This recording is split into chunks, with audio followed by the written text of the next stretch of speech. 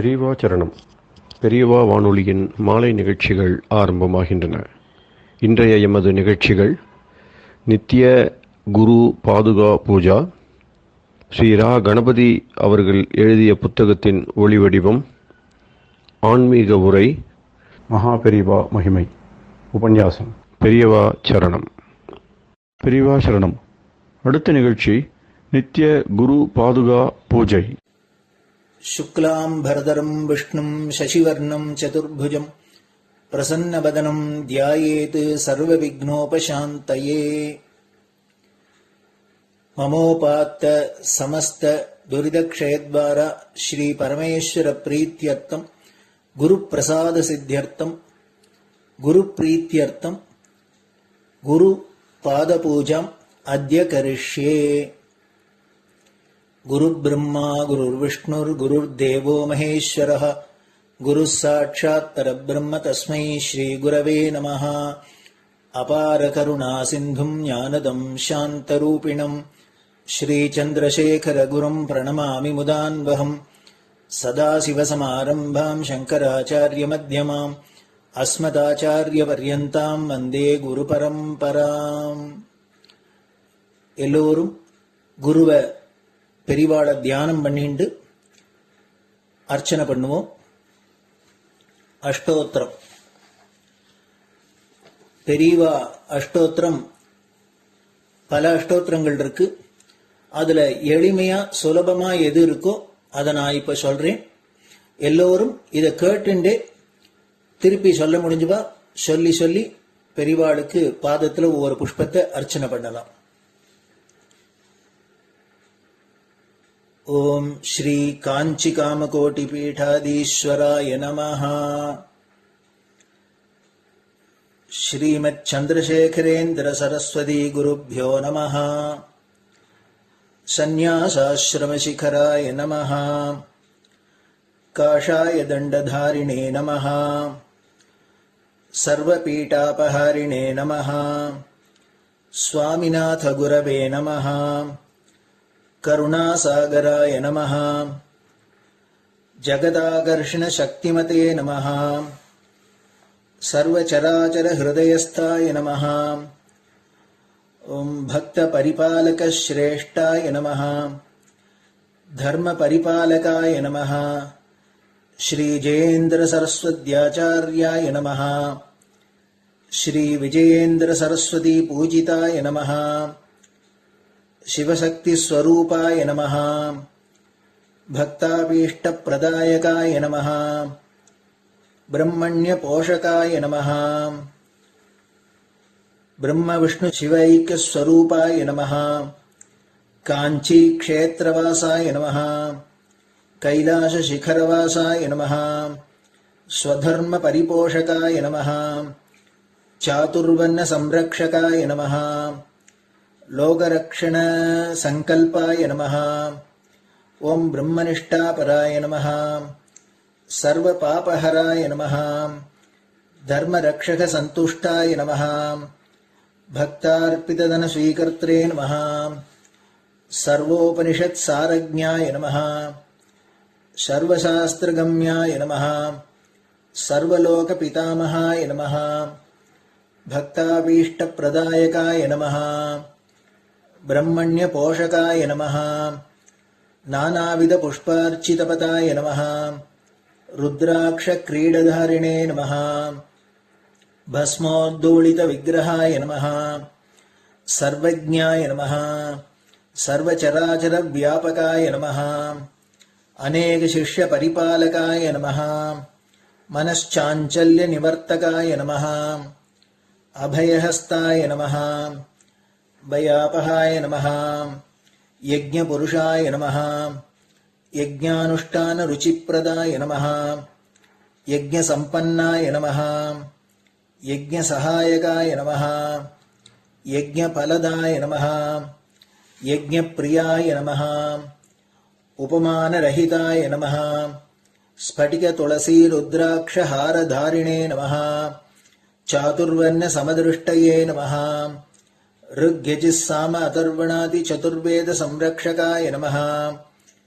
दक्षिणामूर्तिस्वरूपाय नमः जाग्रत् स्वप्न सुषुप्ति अवस्थातीताय नमः कोटिसूर्यतुल्यतेजोमय शरीराय नमः साधुसङ्गसंरक्षकाय नमः अश्वगज गोपूजा निर्वर्तकाय नमः गुरुपादुकपूजातुरन्तराय नमः कनकाभिषिक्ताय नमः स्वर्णबिल्वदलपूजिताय नमः सर्वजीवमोक्षदाय नमः मूकवाक्ताननिपुणाय नमः नेत्रदीक्षादानाय नमः द्वादशलिङ्गस्थापकाय नमः गानरसप्रियाय नमः ब्रह्मज्ञानोपदेशकाय नमः सकलकलासिद्धिताय नमः चातुर्वर्ण्यपूजिताय नमः अनेकभाषासम्भाषण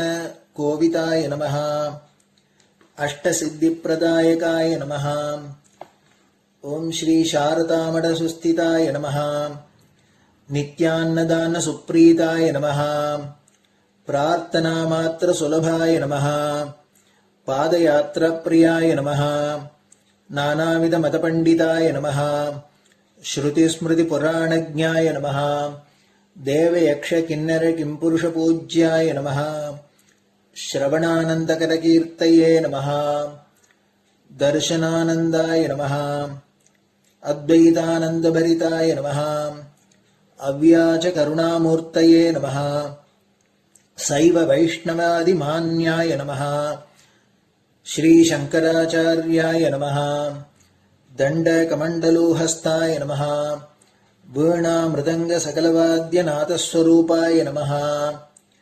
रामकथारसिकाय नमः वेदवेदाङ्ग आगमादिसकलकलासतस्प्रवर्तकाय नमः हृदयगुहाशयाय नमः शतरुद्रीयवर्णितस्वरूपाय नमः केदारेश्वरनाथाय नमः अविद्यानाशकाय नमः निष्कामकर्मोपदेशकाय नमः लघुभक्तिमार्गोपदेशकाय नमः लिङ्गस्वरूपाय नमः सालग्रामसूक्ष्मस्वरूपाय नमः कालड्यां शङ्करकीर्तिस्तम्भनिर्माणकर्त्रे नमः जितेन्द्रियाय नमः शरणागतवत्सलाय नमः श्रीशैलशिखरवासाय नमः डमरुकनादविनोदाय नमः वृषभारूढाय नमः दुर्मदनाशकाय नमः आभिचारिकदोषहर्त्रे नमः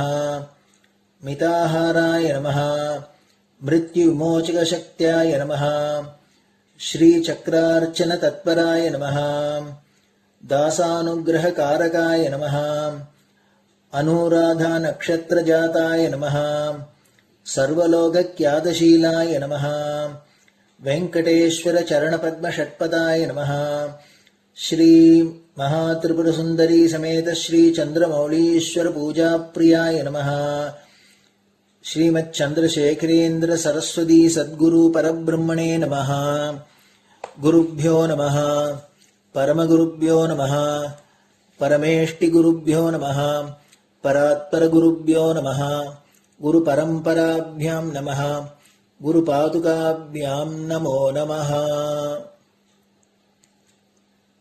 அடுத்தது ஊதுபத்தி இருந்தா அதை காமிச்சு தூபம், நெய் தீபம் இருந்தா காமிச்சு அதை நெய் தீபம் தீபம் காமிச்சுட்டு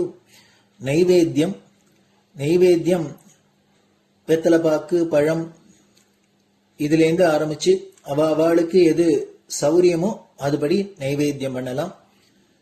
அதுக்கு அடுத்தது கற்பூர ஹாரத்தி பண்ணி எல்லோரும் பிரதட்சிண நமஸ்காரம் பண்ணி பெரியவாள்கிட்ட பிரார்த்தனை பண்ணிண்டு எல்லோரும் க்ஷேமமா இருக்கணும், லோகம் பரம மங்களமா சௌக்கியமா இருக்கணும், எல்லோரும் வியாதி வெக்க இல்லாத ஆயுராரோக்கிய ஐஸ்வர்யத்தோட சாந்தம் அமைதியோட ஞான வைராக்கியத்தோட எல்லோரும் நல்லவர்களாயிருந்து நன்மையை அடையணும்னு பிரார்த்தனை பண்ணி இந்த பூஜையை தினம் செய்யலாம். குரு பிரம்மா குருர் விஷ்ணுர் குருர் தேவோ மகேஸ்வரः குரு சாட்சாத் பரபிரம்ம தஸ்மை ஸ்ரீ குரவே நமஹ. அபார கருணா சிந்தும் ஞானதம் சாந்தரூபிணம் ஸ்ரீ சந்திரசேகர குரும் பிரணமாமி முதான்வகம். சதாசிவசமாரம்பாம் சங்கராச்சாரிய மத்யமாம் அஸ்மதாச்சாரிய பர்யந்தாம் வந்தே குரு பரம்பராம். குரு பாத பூஜை நிறைவடைஞ்சது. பெரியவா சரணம். பெரியவா சரணம். பெரியவா வானொலியில் நேயர்கள் அடுத்து கேட்க இருப்பது ஸ்ரீ ரா கணபதி அவர்கள் எழுதிய புத்தகத்தின் ஒளி வடிவம். அளிப்பவர் ஸ்ரீமதி உமா சங்கர் அவர்கள். தேனினும் இனிய சொல்லான் தீச்சுடர் மேனி கொண்டான் ஊனுயிர்க்குயிரதான ஒன்றினைக் கலந்து நின்றான் ஏனினிக் கவலை நெஞ்சே இன்றுனக் அருள் செய்தான் இஞ்ஞானவான் காமகோட்டி நாதனை நம்புவோமே. ஜெய ஜெய சங்கர, ஹரஹர சங்கர. மகா பெரியவாளின் உபன்யாசங்களை ரா கணபதி அண்ணா தெய்வத்தின் குரல் என்ற பெயரில் 7 பாகங்களாக தொகுத்து அளித்ததின் முதல் பாகத்தின் அடுத்த பகுதி. அம்பாளின் ஸ்வரூபம். நீதான் பரமேஸ்வரன் சரீரம் என்று ஸ்ரீ சங்கர பகவத்பாதர்கள் அம்பிகையை பார்த்து சொல்கிறார். சரீரத்துக்குள் உயிர் இருக்கிறது. பல சரீரங்களுக்குள் பல உயிர்கள் இருக்கின்றன. இத்தனை உயிர்களுக்கெல்லாமும் உயிராக ஒரே மூலவஸ்துதான் இருக்கிறது. அந்த மூலவஸ்துவான பிரம்மம் தான் பரமேஸ்வரன் என்றால் அதன் இத்தனை தோற்றங்களுமே பராசக்தி. இது அவ்வளவும் அதற்கு சரீரமாகவும் அது இவற்றுக்கு பிராணனாகவும் இருக்கிறது. பிரபஞ்சம், அதிலுள்ள ஜீவராசிகள், அவற்றின் மனசு, புத்தி, சித்தம், அகங்காரம் எல்லாம் பரமேஸ்வரன் என்ற உயிருக்கு சரீரம் மாதிரி. இது அத்தனையும் சாட்சாத் அம்பாள்தான். உடலும் உயிரும் மாதிரி பிரம்மமும் பிரம்மசக்தியும் பிரியாமல் இருக்கின்றன. உடலில் எல்லா இடங்களிலும் உயிர் ஓடுகிற மாதிரி பராசக்திக்குள் முழுக்க பிரம்ம தத்துவமே தான் நிறைந்திருக்கிறது. அந்த பிரம்மத்துக்கே ஓர் உடம்பு கொடுத்து பரமேஸ்வரன் என்று வைத்தால் அந்த உடம்புக்கு சாத்திய கவசமாக இருக்கிறவள் அம்பாள். கர்ண கவசம் மாதிரி பிரிக்கவே முடியாத கவசம். அம்பாள் பரமேஸ்வரனோடு பிரிக்க முடியாமல் கலந்திருப்பதைத்தான் ஒரு மாதிரியாக இவள் பாதி அவர் பாதியாக ஒன்று சேர்ந்தது போல் அர்த்தநாரீஸ்வர ஸ்வரூபத்தில் பார்க்கிறோம். சொல்லும் பொருளும் போல் ஈஸ்வரனும் அம்பிகையும் பிரிக்க முடியாமல் ஐக்கியமாயிருக்கிறார்கள். வாக் அர்த்தாவிவ என்று மகாகவி காளிதாசர் சொல்கிறார்.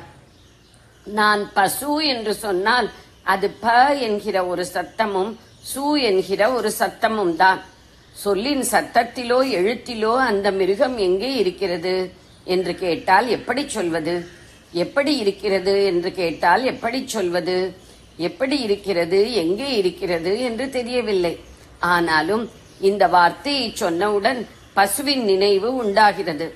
வாக்கும் அர்த்தமும் பிரிக்க முடியாதபடி இருக்கின்றன. இப்படித்தான் பிரபஞ்சத்தில் ஜீவராசிகளில் அவற்றின் எண்ணங்கள், காரியங்கள் ஆகியவற்றில் பிரம்மம் எங்கே எப்படி இருக்கிறது என்று தெரியாவிட்டாலும் இவை எல்லாம் சொல் என்றால் இவற்றுக்கு பொருளாக அந்த மூலப்பொருள் இருக்கிறது. அம்பாளுடைய ஸ்வரூபம் என்ன என்றால் நாம் பார்க்கிற அத்தனை உருவங்களும் தான். உருவங்கள் மட்டுமில்லை, எண்ணங்கள், காரியங்கள் எல்லாமும் அவள்தான். அவளின்றி நம் சரீரம், மனசு, உயிர் எதுவும் இல்லை. ஷரீரம் துவம் சம்போகோ, நீ பரமேஸ்வரனின் சரீரமாயிருக்கிறாய் என்று சௌந்தர்ய லகரியில் சொல்கிற ஆச்சாரியாள் அடுத்த ஸ்லோகத்தில் நீதான் சூக்ஷ்மமான மனதாக இருக்கிறாய் என்கிறார். அந்த மூலமான மனசிலிருந்து சூக்ஷ்மமான ஆகாசம் உண்டாகிறது. அது மேலும் மேலும் ஸ்தூலமாகி காற்று, அக்னி, ஜலம், மண் எல்லாம் வந்தன. இதெல்லாமும் நீதான் என்கிறார். நீ இல்லாமல் வேறு வஸ்து எதுவுமே இல்லை என்கிறார். துவயி பரிணதாயாம் நகி பரம். சம்பு என்ற உயிருக்கு நீ சரீரம் என்று சொன்னாலும் உயிர், உடல் என்ற பேதமில்லாமல் ஒன்றாக இருந்ததும் நீதான். நீயேதான் விஸ்வம் என்கிற சரீரமாக பரிணமித்தாய். துவம் ஏவ ஸ்வாத்மானம் பரிணமயித்தும் விஸ்வவபுஷா. இங்கே நம் சங்கராச்சாரியார் சொல்வது, உலகமெல்லாம் பரமாத்மாவுக்கு சரீரம், உள்ளே இருக்கிற உயிர் அந்தர்யாமி அவரே என்கிற ராமானுஜ சித்தாந்தம் மாதிரி இருக்கிறது. ஆனால் அப்போது கூட உடம்பு உயிர் என்ற வித்தியாசம், துவைத்தம் இருக்கிறது. கொஞ்சம் துவைத்தம் மாதிரி சொன்னவர் தொடர்ந்து அத்வைத்தத்தையே சொல்கிறார்.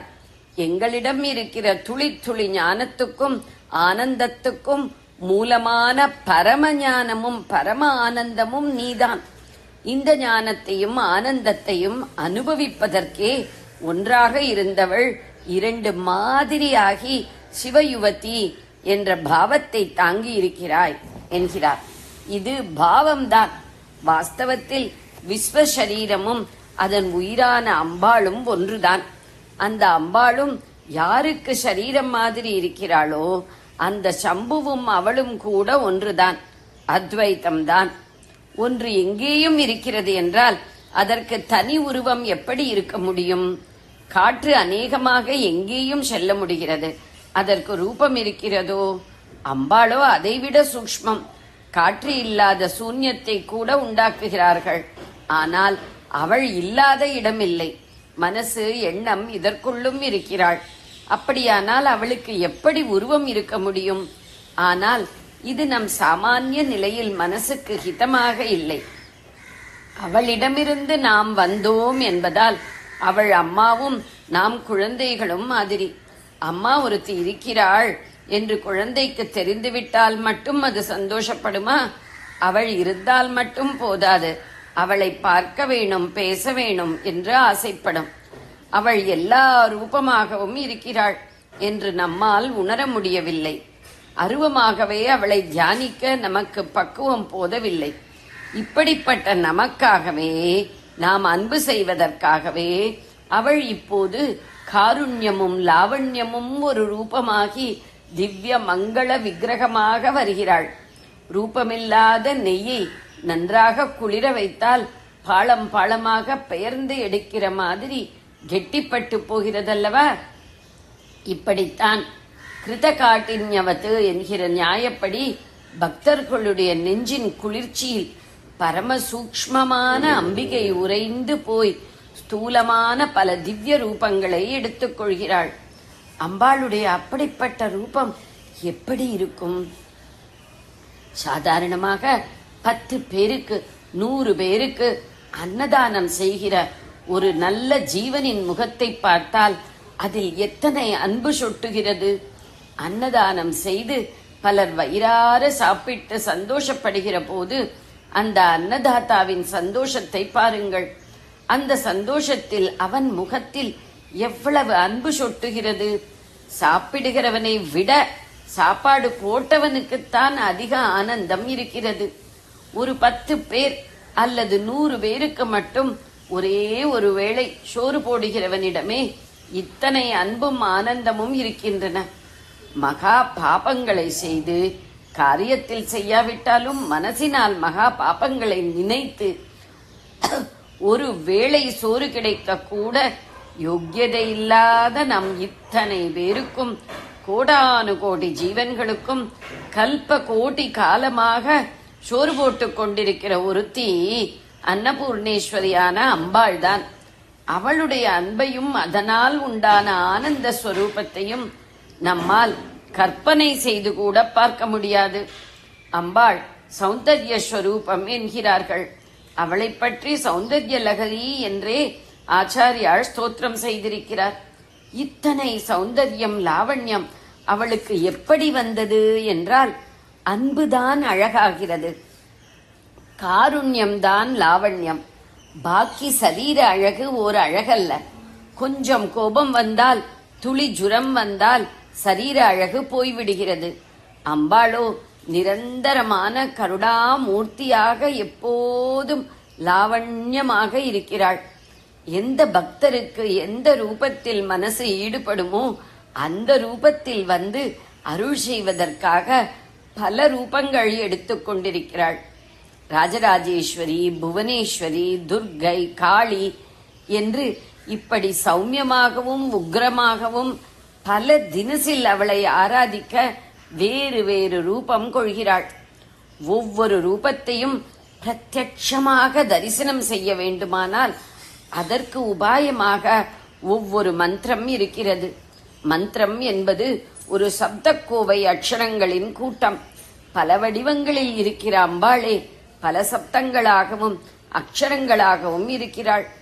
அவளுடைய அனுகிரகத்தால் மகா கவியாக பரிணமித்த காளிதாசர் அவளை சர்வ வர்ணாத்மிகே சர்வ மந்திராத்மிகே என்று சியாமளா தண்டகத்தில் ஸ்துதி செய்கிறார். வர்ணம் என்றால் நிறம் என்று நினைப்பீர்கள். வர்ணம் என்றால் அக்ஷரம் என்றும் அர்த்தம். ஒலிவடிவான அக்ஷரங்களும் ஒளிவடிவமான ரூபங்களும் ஒரே மூலத்திலிருந்து வந்தவைதான். அவை ஒன்றுக்கொன்று நிரம்ப நெருக்கமான சம்பந்தம் உடையவை. சயின்ஸ் நிபுணர்கள் கூட இந்த ஒற்றுமையை சொல்கிறார்கள். ஜலக்கரையில் பலவிதமான சப்தங்களை எழுப்பி பார்த்தார்கள். அப்போது அவற்றின் அதிர்வுகளை வைப்ரேஷன் பொறுத்து ஜலத்தின் மேலே மிதக்கிற லேசான துகள்கள் வெவ்வேறு உருவங்களாக அமைந்தன. நாதத்துக்கே ரூபத்தை கொடுக்கிற சக்தி இருக்கிறது என்று இதனால் தெரிகிறது. ஒரு பெரிய அலை மடிந்து மடிந்து சிறு சிறு அலைகளாகி அடங்குகிற மாதிரி சில சப்தங்கள் இருக்கின்றன. இதை வீசி தரங்கம் என்பார்கள். ஒரே கொப்புளிப்பில் பலவாக தெரிப்பது போல் விழுகிற சப்தங்களை முகுளம் என்பார்கள். இப்படி பலவகைப்பட்ட சப்தங்களை எல்லாம் 51 அக்ஷரங்களாக பிரித்திருக்கிறார்கள். இவற்றுக்கு பெயர் மாத்ருகா என்பது. மாத்ரு என்றால் தாயார் என்பது உங்களுக்கு தெரிந்திருக்கும். சப்தமாகவும் எழுத்தாகவும் அம்பாள் இருக்கிறாள். இவற்றில் சில சப்த கோவைகளை விடாமல் ஜபம் செய்கிற போது அவற்றுக்குரிய ரூபங்களும் பிரத்யட்சமாகின்றன. இப்படிப்பட்ட சப்த கோவைகளைத்தான் மந்திரம் என்கிறோம். மந்திரமே அம்பாளின் ஸ்வரூபம்தான். கை கால் முதலான அவயவங்களோடு ஆயுதங்களை தரித்த வடிவங்களைப் போலவே எல்லா மந்திரங்களும் அவள் வடிவம்தான். அதோடு கூட இந்த மந்திரங்களை ஒருமுகப்பட்ட சித்தத்தோடு தீவிரமாக ஜபம் செய்தால் அவளே அந்தந்த மந்திரத்துக்குரிய ரூபத்தில் சரணாகதி அவயவங்களுடன் ஆயுதங்களுடனும் முத்திரைகள் முதலியவற்றுடனும் தரிசனம் தருவாள். இந்த மந்திரங்கள் எல்லாவற்றுக்கும் மூலமாக இருப்பது பிரணவம்.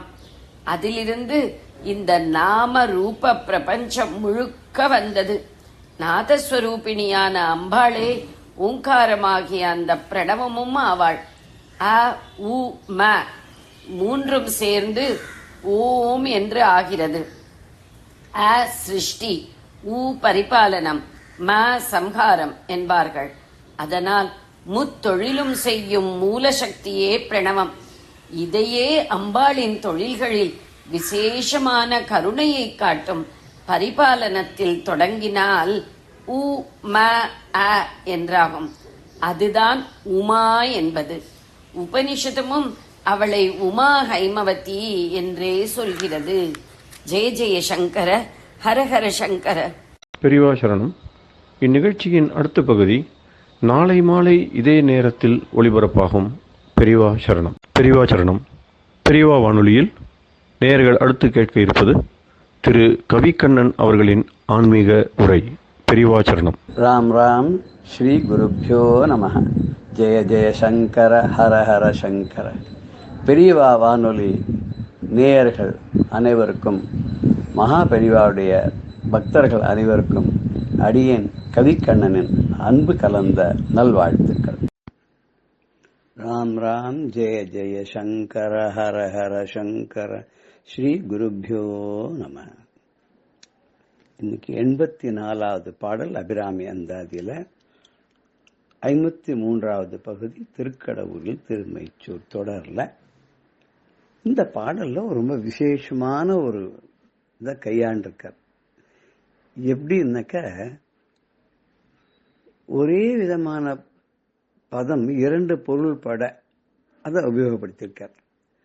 அது ஒரு அலிட்ரேஷன் சொல்லுவார் இல்லையா, அந்த மாதிரியாகவும் ஒரு மாதிரி ரித்மிக்காகவும் பண்ணியிருக்கார் இந்த பாடல். ரொம்ப அழகான இந்த பாடல்.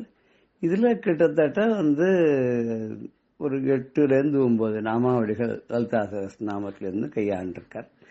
இப்ப ரெண்டையும் நம்ம சேர்த்து பார்க்க போறோம். முதல்ல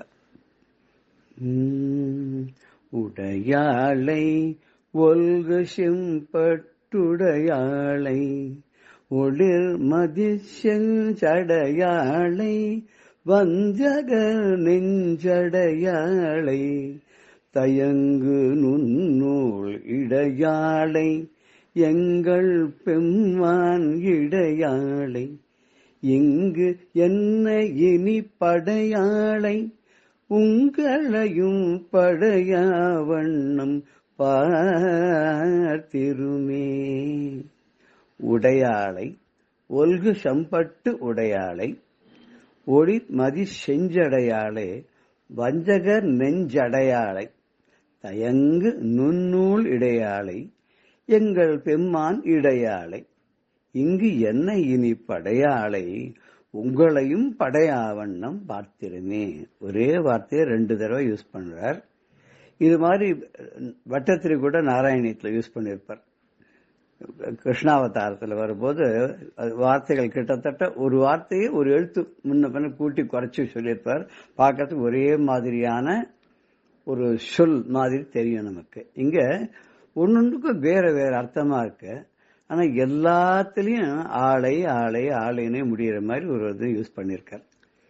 உடையாளை அப்படின்னா சுவாமி அப்படின்னு சொல்லுவோம். சுவாமி உடையவர் அப்படின்னு சொல்றோம் இல்லையா. ராமானுஜருக்கு உடையவர்னு பேரு. ஏன்னா எல்லாத்தையும் தனக்கு உடையவராக இருக்கக்கூடிய கடவுள்.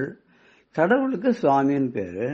சன்னியாசிகளுக்கும் பரமஹம்சாளுக்கும் சுவாமின்னு பேர். ராமகிருஷ்ண பரமஹம்சருக்கும் சரி, ராமானுஜருக்கு அவர்களாம் சுவாமின்னு சொல்லுவார். அப்ப என்னன்னா எல்லாம் தனக்கு உடையவர், எல்லாவற்றையும் தன்னதாக உடையவர் அப்படின்னு அர்த்தம். அம்பாளுக்கு சுவாமினி அப்படின்னு சொல்லுவார். தமிழ்ல சொல்லும்போது உடையாள், உடையான் அப்படின்ற போது அம்பாளை உடையாளை அப்படிங்கிற. எல்லா ஆத்மாக்களையும் தன்னுள் உடையாளை அப்படின்னு எடுத்துக்கலாம். எல்லா ஆன்மாக்களையும் தனக்குள்ளே அடக்கி கொண்டவளாக இருக்கிறாள். அது மாத்திரம் இல்ல, அவ எல்லாவற்றையும் தனக்கு உடைமையாக வைத்துக் கொண்டிருக்கிறதுனால எல்லாவற்றையும் காப்பாற்ற வேண்டிய, பாதுகாக்க வேண்டிய அந்த பொறுப்பையும் தன்னிடம் வைத்திருக்கிறாள். அதையும் அந்த பவரையும் தன்னிடம் வைத்துக் கொண்டிருக்கிறாள். இப்ப இந்த உடையாளைன்றது இன்னொரு விதமா யூஸ் பண்ண போறார். ஒல்கு செம்பட்டு உடையாளை. ஒல்கு செம்பட்டு உடையாள். ஒல்குன்னு ரொம்ப சிறந்த அழகான செம்பட்டு உடையாளை, செம்மையான சிவந்த பட்டை உடையவள், பட்டையை உடையாக கொண்டவள் அப்படின்னு எடுத்துக்கலாம். உடையாளை அதை தன்னிடம் கொண்டவள், உடையாளை உடையாக அணிந்தவள், அழகான சிவந்த பட்டாடையை தன் மேலே உடையாக கொண்டிருப்பவள். ஒளிர் மதி செஞ்சடையாளை. ஒளிர் மதின பிரகாசமாக இருக்கக்கூடிய அந்த சந்திரனை, ஒளிர் மதியை செஞ்சடையாளை அதோடு கூடிய ஜடாமுடியை உடையவளாக இருக்கிறாள். பிரகாசிக்கின்ற சந்திரனை தன்னுடைய செழுமையான கூந்தலிலே தரித்தவளாக இருக்கிறாள் அப்படின்னு அர்த்தம். அம்பாளுக்கு சில சமயத்துல சிவபெருமானோட கூடவே இருக்கிறனாலையும், சிவபெருமானுடைய உடம்புல பாதியா இருக்கிறனாலையும் அம்பாளையும் ஜடாதாரியாக சொல்றா சில பேர். அப்போ அம்பாளுக்கு செஞ்சடை உடையவளாக இருக்கிறாள் அப்படின்றதுனால ஒல்கு செம்பட்டு உடையாளை ஒளிர் மதி செஞ்சடையாளைன ஒளிர்கின்ற பளபளவென்று இருக்கக்கூடிய செஞ்சடைய சிவந்த சடைய உடையவள் அப்படின்னு சொல்றார். இப்ப 2 அர்த்தம் ஆச்சு. செம்பட்டுடையாளை அப்படின்னு சொன்னா சிவந்த பட்டாடையை உடையவள், செக்க சிவந்து தெரிபவள். செஞ்சடையாளை அப்படின்னு சொன்னா செம்மையான செழுமையான சடையை உடையவள், அதே சமயத்துல சிவந்த கூந்தலை உடையவள் அப்படின்னாச்சு. இப்ப வஞ்சக நெஞ்சடையாளை, செஞ்சடையாளை, வஞ்சக நெஞ்சடையாளை. இங்க வஞ்சக நெஞ்சு அடையாளை. வஞ்சகர் நெஞ்சு கபடு கல்மஷம்லாம் உள்ள மக்களுடைய மனது உடையவர்களை அணுகாதவள், அப்பேற்பட்டவளை. கெட்டவர்களுடைய மனத்தில் குடிபுக மாட்டாள், அவர்களுக்கு தென்பட மாட்டாள், அவர்கள் மனதிலே வீற்றிருக்க மாட்டாள். வஞ்சகர் நெஞ்சு அடையாளை. தயங்கு நுண்ணூல். தயங்கு நுண்ணூல் ரொம்பவும் மெல்லிய ஆடக்கூடிய நூலை விட ரொம்ப மெல்லியதாக இருக்கக்கூடிய இடையாளை, இடையை உடையவள். தட்டிர்லதா, அவ மின்னல் கொடி போல இருக்கின்றாள். அதனால அவளுடைய இடை இருக்கா இல்லையா அப்படின்னு தெரியாத மாதிரி இருக்கு. அத கூட சொல்ற, இந்த ரோம வரிசை இருக்கிறதுனால தான் ஓஹோ இவளுக்கு நிச்சயமாவே இடை இருக்கும் அப்படின்னு சொல்ற மாதிரி இருக்கான். அப்படி நுண்ணூல், மெல்லிய நூலை போன்ற, நூலை விட மிகவும் தயங்கு நுண்ணூல், அந்த நூலையும் விட மெல்லிய இடையாளை, இடையை உடையவளை. இங்கு என்னை இனி படையாளை, இனிமே என்னை இங்க படைக்க மாட்டாள் அப்படின்னு உறுதியா சொல்றாரு. எனக்கு இனிமே பிறவி கிடையாது. எப்ப அம்பாளுடைய திருவடியை நான் அடைந்து விட்டனோ, அம்பாளுடைய திரு உருவத்தை என் மனதிலே பதித்து விட்டேனோ, இப்படிப்பட்ட அம்பாளுடைய கருணையானது என் பக்கம் திரும்பி விட்டதோ, அவளுடைய அருட்பிரவாகமானது என்னை நோக்கி பிரவாகிக்க ஆரம்பித்து விட்டதோ, அப்பவே எனக்கு இனிமே பிறவி கிடையாது. இந்த உலகத்துல எனக்கு இனிமே பிறவி கிடையாது. அது மொத்தம் சொல்லவர். உங்களையும், உலகத்தில் இருக்கக்கூடிய நீங்க எல்லாருக்காலே உங்க அனைவரையும் கூட இனி படையாவண்ணம் பார்த்திருமே. இப்ப என்ன படைக்க மாட்டா நிச்சயமா தெரியும். நான் உங்களோட அந்த விஷயத்தெல்லாம் கலந்துட்டேன். நீங்களும் என்ன மாதிரியே அம்பாளுடைய திருவடியை கெட்டியாக யான் நினைத்துறந்து சிக்கன பிடித்தேன், சிக்கன பிடித்து கொண்டேலானார். அப்போ இனிமே உங்களையும் இந்த உலகத்துல பெருக்காமல் இருக்க அவள் உங்களுக்கு அருள் பண்ணுவாள். அப்ப நீங்க என்ன பண்ணணும் அப்படின்னா, அந்த அம்பாளுடைய ரூப லாவண்யத்தை மனதுக்குள்ளே இருத்தி அதை தியானம் செய்ய வேண்டும். நீ எதுவுமே பண்ண வேண்டாம், நான் ஒரு பாவி, நான் எதுவுமே செய்யல அப்படின்னா கூட, ஆயிரம் ஆயிரம் கவிதைகள் புனையவில்லை, பாயிரம் புனைந்து உன்னை பாடவில்லை, என்னுடைய பிழைகளோ கணக்கில் அடங்காது. அப்படி இருந்தாலும் கூட தாயினும் அருள்வாய், தாயை காட்டிலும் நீ எனக்கு அன்போடு என்னை காப்பாற்றிக் கொண்டிருக்கிறாய், காப்பாற்ற வேண்டும். தாயினும் அருள்வாய், தாயை காட்டிலும் நீ அருள் புரிவாய். அப்பேற்பட்ட தாயாக இருக்கக்கூடிய அம்பிகையே, அபிராமியே அப்படின்னு சொல்லி அவர் அட்ரஸ் பண்ணி, அவளை, இப்பேற்பட்ட அன்னையை, எல்லாவற்றையும் தன் உடைமையாக கொண்ட பரமேஸ்வரியை, தளர்ந்து அசைந்து ஆடக்கூடிய செந்திரமுடைய பட்டாடையை அணிந்திருப்பவளை, பிரகாசமாக விளங்குகின்ற சந்திரனை தலையிலே சூடிக்கொண்ட அழகான சடையை உடைய கூந்தலை உடையவளை, மெல்லிய நூல் போன்ற இடையை உடையவளை, எங்களுடைய பரமேஸ்வரனாகிய அந்த சிவபெருமானுடைய வாம பாகத்தில் இருப்பவளை, எங்கள் பெம்மான் இடையாளை, எங்கள் தலைவராக இருக்கக்கூடிய சிவபெருமானின் இடையாளை, இடப்பாகத்திலே இருப்பவள், தயங்கு நுண்ணூல் இடையாளை, எங்கள் பெம்மான் இடையாளை, மெல்லிய நூல் போன்ற இடையை உடையவளை, எங்கள் சிவபெருமானுடைய எந்தையுடைய இடப்பாகத்திலே, உடலிலே இடப்பாகத்திலே பறித்தே குடிபுகுதும் பஞ்சபான பைரவின்னு சொன்னார் இல்லையா, அவருடைய உடம்புல பாதியில பறித்து கொண்டு அங்க குடிபுகுந்தால் சொல்ற மாதிரி, அந்த இதுல இந்த பரமேஸ்வரனுடைய உடலிலே இடப்பாகத்திலே வீற்றிருப்பவளை, அப்பேற்பட்ட அம்பிகையை, இவ்வுலகத்தில் என்னை இனிமேல் இனி உடலெடுத்து வந்து பிறவாவண்ணம் படையாவண்ணம் காப்பவளை, அப்பேற்பட்ட அன்னையை நீங்களும் தரிசனம் செய்யுங்கள், நீங்களும் அவளை கொண்டாடுங்கள், வழிபடுங்கள், அமைதியாக இருங்கள்.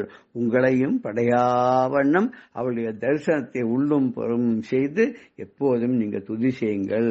நீங்கள் துதி செய்தீர்களாய் ஆனால் அவள் உங்களையும் படைக்க மாட்டாள். இனி பிறவி கிடையாது. அன்னையின் திருவடியை அடைந்தவர்களுக்கு இனிமே இறப்போ பிறப்போ கிடையாதுங்கிறது அடிச்சு சொல்றார் இந்த பாடல்ல. இதுல என்னென்ன நாமாவளிகள்லாம் இருக்கு அப்படின்னு பார்த்தோம்னா, 736வது லலிதா சஹஸ்ரநாம நாமாவளியாக இருக்கக்கூடிய முக்திதா, முக்தியை அளிப்பவள். முக்தியை அளிப்பவள்னா என்ன அர்த்தம்? முக்தின்னு அது எங்க தனியா இருக்குன்னு அர்த்தம் இல்லை. இந்த பிறவி பெருங்கடலிலிருந்து அதுல விழுந்து மூழ்கி நாம இனிமேல் திண்டாடாத வண்ணம் நமக்கு மோட்சத்தை கொடுத்து விட்டாள், நம்மளை இங்கிருந்து விடுவித்து விட்டாள். இனி நமக்கு பிறவியும் கிடையாது, இறப்பும் கிடையாது. அப்பேற்பட்ட இறப்பு பிறப்பிலிருந்து நமக்கு விடுதலை தந்து விட்டாள். அதுதான் முக்திதா, முக்தியை தரக்கூடியவள். 736வது நாமாவளி. முக்தி ரூபிணி, அவளே முக்தியினுடைய ரூபமாக இருக்கக்கூடியவள். அவளுடைய ஆத்மஸ்வரூபமானது நமக்கு தெரியுது, அஜ்ஞானத்தினால மறைஞ்சு போயிடுது. அந்த அஜ்ஞானம் போயிடுச்சுன்னா அவளுடைய ஆத்மஸ்வரூபம் நமக்கெல்லாம் தெரிஞ்சு நமக்கு பேரானந்தம் ஏற்படுகிறது. அப்படிப்பட்ட பேரானந்தம் ஏற்பட்ட நாம் அவளுடன் ஐக்கியம் ஆகும்போது, அவளிடம் லயித்து விடும்போது அதுவே நமக்கு முக்தி, அதுதான் மோட்சம்.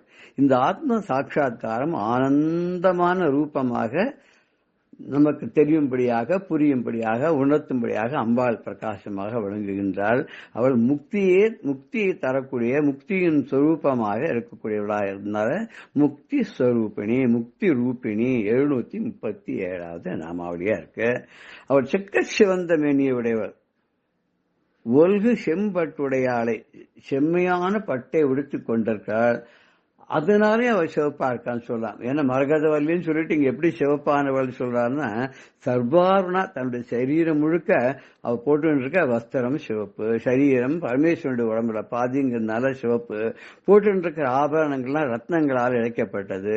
அவளுக்கு போடுற புஷ்பங்கள்லாம் சிவப்பா இருக்கு, தாமரை பூ சிவப்பா இருக்கு, அவளுடைய காந்தி, அவளுடைய ஒளி அதுவும் சிவப்பா இருக்கு. இப்படி எல்லாமே சிவப்பா இருக்கு இல்லையா? நம்ம ஆரம்பத்துல முதல் பாடல்லையே நம்ம பார்த்தோம். உதிக்கின்ற செங்கதிர் ஊச்சி திலகம், உணர்வுடையோர் மதிக்கின்ற மாணிக்கம், மாதுளம் போது மலர்கமரை துதிக்கின்ற மின்கொடி, மென்கடி குங்கும தோயம் என்ன.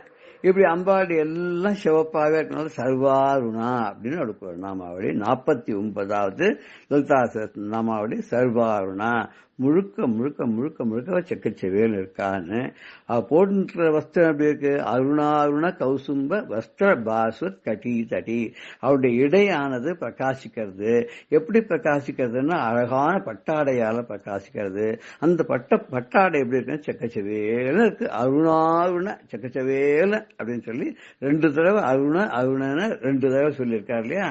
அருணாருண அப்படின்னா செக்கச்செவேல்னு. 37வது நாமாவளி. 111வது நாமாவளியில விசதந்து தனியசி அப்படின்னு சொல்ற. தாமரை தண்டில் இருக்கும் நூல் போல மெல்லியவள். அந்த தாமரை தண்டை உடைச்சு 2 பக்கத்தையும் இழுத்தோன்னா உள்ள அதுக்குள்ள நூல் மாதிரி வரும். அந்த நூல் எவ்வளவு மெல்லிதா இருக்கோ அதை விட அவளுடைய இடையானது மெல்லிதாக இருக்கான். 111 நாமாவளி சொல்றது விசதந்து தனியசி அப்படின்னு. தந்துனாக்க நூல், அந்த நூலை போல அந்த தாமரை தண்டுக்குள்ளே ஒளிந்து கொண்டிருக்கிற அந்த நூல் மாதிரி வர்றது பேசின் மாதிரி. அந்த நூல் எவ்வளவு மெல்லிதோ அதை விட மெல்லிய இடையே உடையவள்னு, இடையே இருக்கோ இல்லையோ சந்தேகப்படும்படியா இருக்கு அப்படின்னு சொல்ற. 243வது நாமாவளியில சாரு சந்திர கலாதரா அப்படிங்கிற அழகான சந்திரக்கலையை தன்னுடைய தலையிலே தரித்துக் கொண்டிருக்கிறாள். அதாவது சந்திரசேகரின்னு கூட அம்பாளுக்கும் பேர். சந்திரசேகரன் எப்படி பரமேஸ்வரனுக்கு பேர் மாதிரி அம்பாளுக்கு சந்திரசேகரின் பேரு. 847வது நாமாவளி சொல்றது மெல்லிய இடையே உடையவள் அப்படின்றதுக்கு தலோதரி, தல உதரி, ரொம்ப மெல்லிய வயிற்று பகுதியை இடையே உடையவள் அப்படின்னு சொல்றது. 35வது நாமாவளியில லக்ஷ்ய ரோம லதா தாரதா சமுன்னேய மத்தியமா. இந்த ரோம வரிசை அப்படிங்கிற ஒரு கொடிக்கு ஆதாரமாக இருப்பதை நம்ம நேரடியா பார்க்க முடியாதனால அவளுக்கு இடை இருக்கா இல்லையான்னு ஊகிக்க வேண்டியிருக்கான். அப்படிப்பட்ட மெல்லிய இடையே உடையவள் அப்படின்னு சொல்லி இதுல அம்பாளுடைய ரூப லாவண்யத்துல அழகா படிப்படியாக வர்ணனை செய்கிறார்.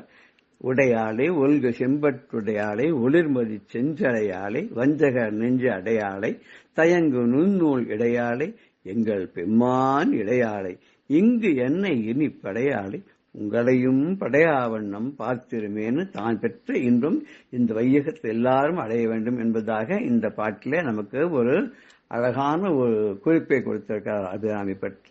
நாமளும் அதே மாதிரி அபிராமி சொன்னபடியே இந்த அம்பாளுடைய திரு உருவத்தை மனதிலே நிறுத்தி அன்றாடம் வழிபடுவோமாக. ஜெய ஜெய சங்கர ஹர ஹர சங்கர. ஸ்ரீ குருபியோ நம. ராம் ராம். பெரியவா சரணம். இந்நிகழ்ச்சியின் அடுத்த பகுதி நாளை மாலை இதே நேரத்தில் ஒளிபரப்பாகும். பெரியவா சரணம்.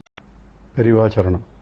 அடுத்த நிகழ்ச்சி மகா பெரிவா மகிமை உபன்யாசம் வழங்குபவர் பிரம்மஸ்ரீ கணேச சர்மா அவர்கள்.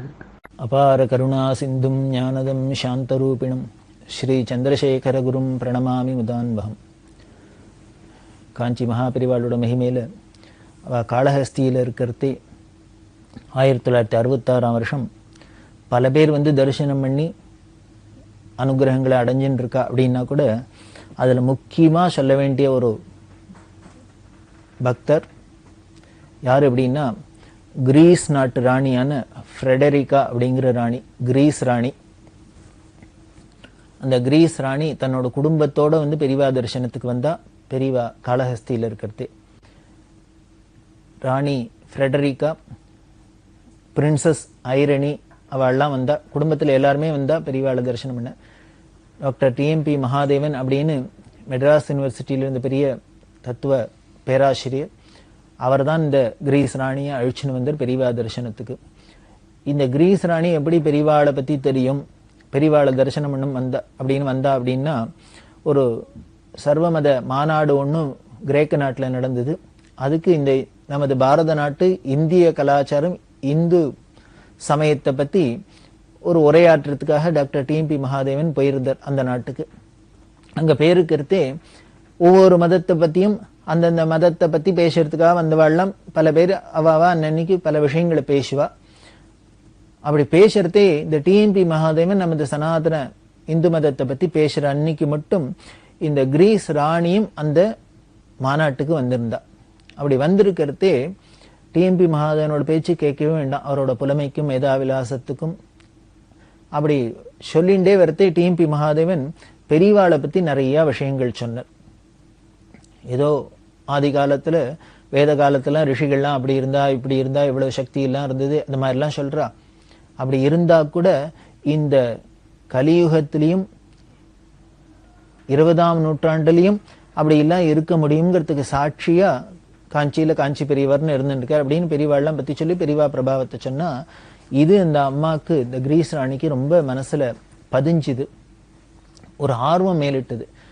இப்படி இருந்தா அப்படி இருந்தா ஒன்ஸ் அப்பான் எ டைம் ஏதோ யாதோ கீர்த்தனாமிரத்தை யாரோ அப்படி இருந்தா அப்படிங்கிறத விட அதே மாதிரி குணாதிசயங்களோட, அதே மாதிரி தபஸோட, அதே மாதிரி நடவடிக்கைகளோட இப்போ எய்தாப்புல கண்ணெதிர்க்க ஒருத்தர் இருக்கான்னா அவளை அவசியம் பார்க்க வேண்டாமோ?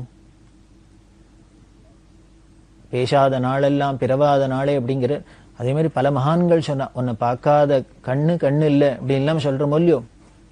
அது மாதிரி பெரியவாளோட அந்த அவதார காலத்துல பெரியவாளை பார்க்காத கண்ணெல்லாம் நிஜமாவே பாக்கியம் இல்லாத கண்ணுன்னு தான் சொல்லணும். பெரியவாளை அவசியம் பார்க்க வேண்டிய கண்ணு. சரி அப்பதானே சார் அப்படின்னார். இப்பவும் அதை நாம அனுபவிச்சாலே போறோம். இப்பவும் பெரியவா பலவிதமான போட்டோஸ்ல இருக்கா, சித்திரங்கள்ல இருக்கா, காஞ்சிபுரத்துல அதிஷ்டானத்துல நித்திய சாநித்தியத்தோட இருந்துட்டு இருக்கா. அதனால இத்தனை நாள் நாம் அவளை பத்தி தெரிஞ்சுக்கல, பார்க்கல, அவள்கிட்ட நமக்கு ஒரு ஈடுபாடு வரல, பக்தி வரலன்னா கூட இப்போ வரலாம். இப்பவும் ஒன்றும் நஷ்டமாயிடல. வந்துடுத்துனாலே போறோம், நமக்கு பெரிய பாக்கியம். நம்மளோட வாழ்க்கை ஒரு பயனுள்ளதா ஆச்சு, எடுத்த ஜென்மா கடதேறிடும் அப்படின்னு சொல்றாப்புல அவசியம் பார்க்கணும். ஏன்னா அத்தனையும் ஏதோ வேத காலங்கள்லாம் சொன்ன மாதிரிலாம் இந்த 100% தர்மமா ஒரு வாழ்க்கையை வாழ்ந்துன்னா காமிச்சிருக்கா பெரியவா. அதுதான் இந்த கிரீஸ் ராணிக்கு ரொம்ப மனசுல ஆர்வமா இருந்தது. அதனால டிஎம்பி மகாதேவன்ட்ட சொன்னான், நாங்க பார்க்க முடியுமா, வாழ இன்டர்வியூ கிடைக்குமா அப்படின்னு கேட்டா, அவரும் பெரியவாள்கிட்ட கேட்டு சொன்னார். பெரியவா வர சொன்னா. இந்த காளஹஸ்தியில தான் பார்த்தா. பார்த்தவா 2-3 நாள் அங்கேயே தங்கி இருந்து, நீங்க ஒரு வீடியோ காட்சியில கூட இருக்கு, கிரீஸ் ராணி குடும்பத்தோட ஐரணியோட எல்லாம் டிஎம்பி மகாதேவன் அவளோட பெரியவா தரிசனத்துக்கு வராப்புல. ஒரு பெரிய கிரேக்க சாம்ராஜ்யத்தோட ராணி, அப்பேற்பட்டவாள்லாம் வரத்தே பெரியவா அப்படின்னு தானே சாதாரணமா ஒரு தரையில உட்காந்துட்டு இருப்பா. அவளையும் தலையில ஒரு ஜம்காலத்தை போட சொல்லி அங்கேயே தான் உட்காந்து இப்படித்தான். இது எதுக்கு அப்படின்னா, பெரியவா யாரு வந்தாலும் சரி அவளுக்கு நம்மளோட சம்பிரதாயம் என்ன, இதுல இருக்கிற தாத்பரியம் என்ன, இதோட பெருமை என்னன்னு சொன்னா போறாது, அது அவளும் கொஞ்சம் டேஸ்ட்டுக்கு அனுபவிச்சான்னு பார்க்கணும். அப்படிங்கிறதுனாலதான் யாரு வந்தாலும் என்ன வந்தாலும் பெரியவா தன்னோட எந்த ஒரு விஷயத்தையும் மாத்திக்காத தான் இருக்கிறாப்லயே அப்படியே சொச்சமா இருந்துட்டு அவளையும் அந்த விஷயத்துக்குள்ள ஒரு பரிச்சயப்படுத்துறாப்புல இருந்தாலும் பெரியவாள்கிட்ட விசேஷம்.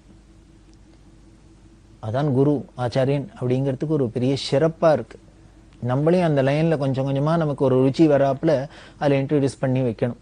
குழந்தைகள்கிட்ட என்ன பண்றோம் அப்படின்னா, குழந்தைகளுக்கு பிறந்த குழந்தைக்கு ஏதாவது ருச்சி தெரியுமா? ஒன்றும் தெரியாது. இந்த தாயார் தான் அப்படி தேனை தடவி நாக்கில் தடவி தடவி தடவி அதுக்கு ஸ்வீட்டுனா என்ன, ருச்சியெல்லாம் என்னங்கிறா.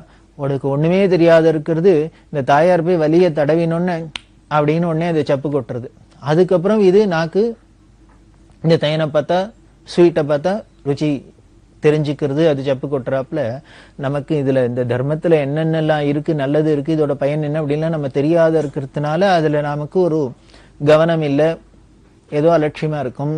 அது நமக்கு ஒரு பரிச்சயமாயி தெரிய ஆரம்பிச்சுடுத்துன்னா அதுல உள்ள சௌக்கியத்தை அனுபவிச்சுட்டோம்னா அதுல டேஸ்ட் பார்த்துட்டோம்னா அதுக்கப்புறம் நமக்கு விட தோணாது. அந்த டேஸ்ட் பார்க்கணும் வரணுங்கிறதுக்காக தான் பெரியவா என்ன பண்ணினா வேணும்னு இது மாதிரி எல்லாம் பண்ணி காமிச்சா. ஒரு கிரேக்க நாட்டு ராணி வந்திருந்தா கூட, கிரீஸ் ராணி வந்திருந்தா கூட பெரியவா அவளையும் தரையில உட்காத்தி வச்சு அவள்கிட்டையும் சர்வசாதாரணமா பேசிட்டு இருப்பா. ஆச்சரியமா இருக்கும்.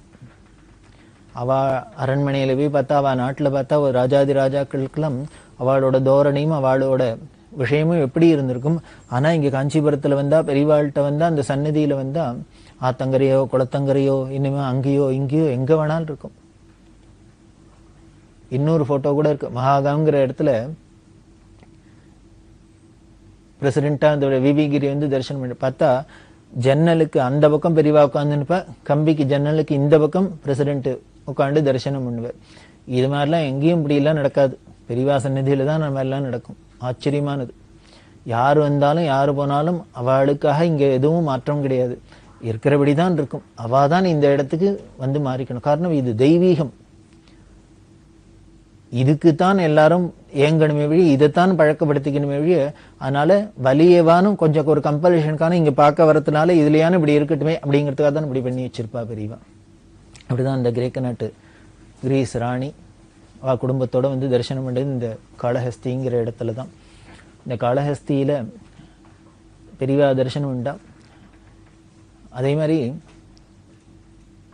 பாரத பிரதமரா இருந்த இந்திரா காந்தி அப்படிங்கிற அம்மா, அவளுக்கு பெரியவாள்கிட்ட எவ்வளவு பக்தி அப்படிங்கிறது உலகத்துக்கு தெரிஞ்சது. பல சந்தர்ப்பங்களில் வந்து தரிசனம் பண்ணியிருக்கா. இந்த தரிசனம் பண்ணது கூட எப்போன்னர் இந்த 66வது வருஷத்துக்கு அப்புறம் பிற்காலத்துல தான். எதனால இந்த இந்திரா காந்தி அம்மாவும் பெரியவாள்கிட்ட அவ்வளவு பிரியம் வந்து தரிசனம் பண்ண அப்படின்னா, அதுக்கு முக்கியமான காரணம் கிரீஸ் ராணி அப்படின்னு சொல்லலாம். ஃப்ரெடரிகா இந்த டிஎம்பி மகாதேவன்ட்ட ரொம்ப க்ளோஸா அவருக்கு அத்தியந்தமா இருந்து கைங்கரியம் பண்ணியிருந்தார். வெங்கட்ராமன் அப்படின்னு அவர் சொல்லுவார்.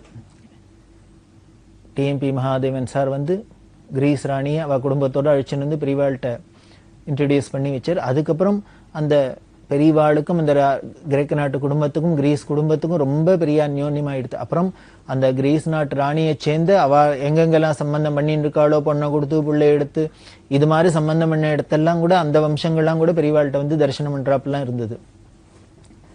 இந்த ஃப்ரெடரிகா தரிசனம் பண்ணிட்டு அவ நாட்டுக்கு போனோம். இவ்வளோ ஒரு நாட்டு கிரீஸ் நாட்டு ராணி, அதனால ஒரு இன்னொரு நாட்டு தலைவர் வந்தா நமது அரசாங்கத்துல அதுக்கு உண்டான மரியாதையெல்லாம் செலுத்தி எல்லாம் பண்ணுவாளே. அப்படி இருக்கிறதே ஒரு சந்தர்ப்பத்துல இந்திரா காந்தியோட அந்த அம்மா பேசினுக்குது. இந்த இந்திரா காந்தி குடும்பத்துக்கும் அவளுக்கும் ரொம்ப பரிச்சயம் உண்டு, பழக்கம் உண்டு. அப்ப இந்த ஃப்ரெடரிகா சொன்னாலும் பெரியவாளை பத்தி பேச்சு, காஞ்சி பெரியவர்னு ஒருத்தர் இருக்கார், மகா பெரியவா இருக்கா, மகா தபஸ்வி, அவரை பத்தி நீ போய் பார்த்திருக்கியா அப்படின்னு இந்திரா காந்தி அம்மாட்ட கேட்டிருக்கா. நான் பார்த்தது இல்லை அப்படின்னு அந்த அம்மா சொல்லியிருக்கா. இவ சொல்லிதான் தெரிஞ்சுண்டா அவ. அப்படியா, நான் பார்த்தது இல்லை அப்படின்னா அதுக்கு கிரீஸ் ராணி சொன்ன வார்த்தை அப்படின்னு வெங்கட்ராமன் சொல்லு. உடனே இந்த அம்மா சொன்னா, என்னது இது, உங்க நாட்டுல தான் அவர் இருக்கார், நீ பார்த்தது இல்லைன்னு சொல்ற, அந்த நாட்டுக்கு நீ பிரைம் மினிஸ்டருங்கிற, அப்ப then you are unfit to be a prime minister அப்படின்னு. அப்ப நீ அந்த நாட்டுல அந்த நாட்டுக்கு பிரதமரா இருக்கிறதுக்கு உனக்கு வெக்கப்படணும். ஏன்னா இப்ப ஏற்பட்ட ஒரு மகான் நீ ஆட்சி பண்ற தேசத்துல உனக்கு உங்க நாட்டுல உட்கார்ந்துட்டு இருக்கார், அவரை நமக்கு தெரிஞ்சுக்கல பார்க்கல அப்படின்னா இதை விட ஒரு நாம எதை தெரிஞ்சுக்கணுமோ எதை கோட்டை விட்டோமோ நமக்கு அது பெரிய கோட்டை விட்டுட்டோம் அப்படின்னு அந்த அம்மா பரியாசம் பண்ணினா. இதுக்கப்புறம் இந்த அம்மா இவ்வளவு ஸ்ட்ராங்கா கிரீஸ் ராணி சொன்னதுக்கு அப்புறம் தான் இந்திரா காந்தி அம்மாவுக்கு ரொம்ப ஆர்வம் வந்து அப்புறம் உடனே பெரியவாளத்தை என்ன பக்தர்கள் வந்து பார்த்து அப்புறம் பல சந்தர்ப்பங்கள்ல பார்த்திருக்கா. அதுக்கப்புறம் இந்திரா காந்தி பெரியவாள்கிட்ட வச்சிருந்த பக்திக்கு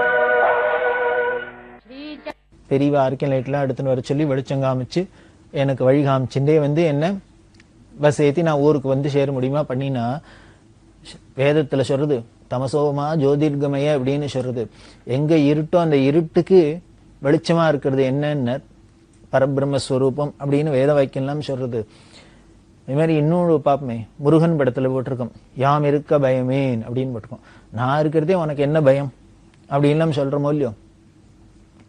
இதெல்லாம் சத்தியம் அப்படிங்கிறாப்பல இந்த ராமகிருஷ்ணனுக்கு நான் இருக்கேன், என் தரிசனம் தான் முக்கியம், என்னை பார்க்கணும்னு வந்துட்ட, உனக்கு தரிசனம் கொடுத்து உன்னோட பயத்தை போக்கி உன்னை எங்க கொண்டு விடணுமோ கொண்டு விட்டு உனக்கு பண்ண வேண்டியதெல்லாம் பண்றதே என்னோட கடமை அப்படின்னு பெரியவா சொல்றாப்புல இருந்தது. யாம் இருக்க பயமேன்னு படத்துல ஏதோ வார்த்தையா போட்டிருக்கிறது பரம சத்தியமா இன்னைக்கு தெரிஞ்சது. பெரியவா இருக்கணுமே பயம் இல்லை, எந்த இருட்டோ காடோ எது வேணா போலாம் அப்படின்னு. இந்த இடத்துல இருக்கிறது இருட்டு காடு பயம் அப்படின்னா, நாகலட்சுமின்னு ஒரு அம்மா பரம பக்த, அந்த அம்மா விடிகாரத்தால 3 மணிக்கு கிளம்பி போயிடுவா. இந்த நிஷியில இந்த இடத்துல நம்ம இந்த ராமகிருஷ்ணங்கிற புருஷனுக்கு ஆம்பளைக்கு அந்த இடத்துல நடந்து வரத்துக்கே பயமா இருந்தது அப்படின்னு சொல்றோம். ஆனா இந்த அம்மா என்ன பண்ணுவோம்னு, ஒரு ஸ்திரீ வடிகாரத்தால ஆர்த்தி தட்டியும் தூக்கின்னு பெரியவாளுக்கு விஸ்வரூப தரிசனத்துல ஆர்த்தி எடுக்கணுங்கிறதுக்காக போவா. அவ பிள்ளையெல்லாம் கூட அம்மாட்ட வருத்தப்பட்டு கோச்சின்னு இருக்காரு, அம்மா நீ இப்படி நெடு நிஷியெல்லாம் இப்படி பாதிராயத்துல 2 மணிக்கு 3 மணிக்கெல்லாம் ஏந்துன்னு போற பெரியவா தரிசனம்ட்டு யாரானு வழியில எவனானு இருந்துன்னு ஏதானு கழுத்து பிடிச்சிட்டா என்ன பண்றது? கழுத்துல ஸ்திரீகள்லாம் ஏதோ ஒரு திருமங்கல்யம் சங்கிலி எல்லாம் இருக்குமோ இல்லையோ, அதெல்லாம் அதை எடுக்கணுங்கிறதுக்காக ஏதாவது பண்ணிட்டு போறானோ அப்படின்னு அவர் புள்ள சொன்னார். ஆனா இந்த அம்மாவுக்கு என்ன வந்துடுத்து, கோவம் வந்துடுத்து. என்ன பண்ணிட்டா, போற வழியில இந்த சங்கிலி எல்லாம் பிடிங்கிட்டோன்னு சொன்னேன் அப்படின்னா, கழுத்துல இந்த சங்கிலியை கட்டி புள்ள மெட்ட தூக்கி எறிஞ்சுட்டா.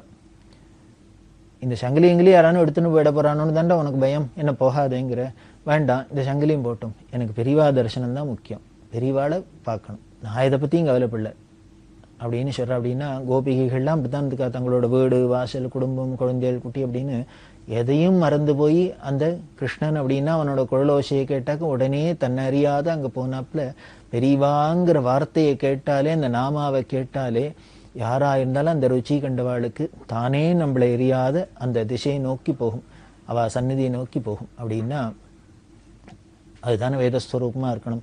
தமசோமா ஜோதிர்கமய அப்படின்னு இருட்டுல இருக்கிற அஜ்ஞானத்துல இருக்கிற நமக்கு வெளிச்சமா இருக்கிறது அருணாச்சலம் அப்படிங்கிறமே.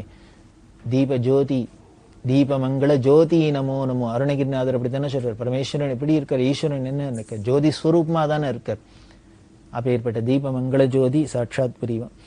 இந்த ஜோதியாய் இருந்தா ஒளி வடிவமா இருக்கா, நமக்கு ஒளி காமிக்கிறா, வழி காமிக்கிறா, நம்மளை நேர்வழி அழிச்சு கொண்டு போறா, நம்ம எங்க அடையணுமோ எந்த டெஸ்டினேஷன்ல போய் சேரணுமோ இந்த சேர்றதுக்கு வழி பண்றா. இது எத்தனையும் சொல்றோம். அப்படி இருக்கிற பெரியவாளை ஒளியாவே இருந்திருக்கா. பெரியவா இங்க மெட்ராஸ்ல இருக்கிறதே ஆனந்த விடல் இருந்த பரணிதரன் என்ன பண்ணார், ஒளியுடன் ஒரு நாள் அப்படின்னு ஒரு தலைப்புல ஒண்ணு பண்ணினர். ஒளி பெரியவா அதோட ஒரு நாளாம். அது என்ன ஒளியுடன் ஒரு நாளுங்கிறதுக்கு 2 அர்த்தம் சொல்றாப்புல.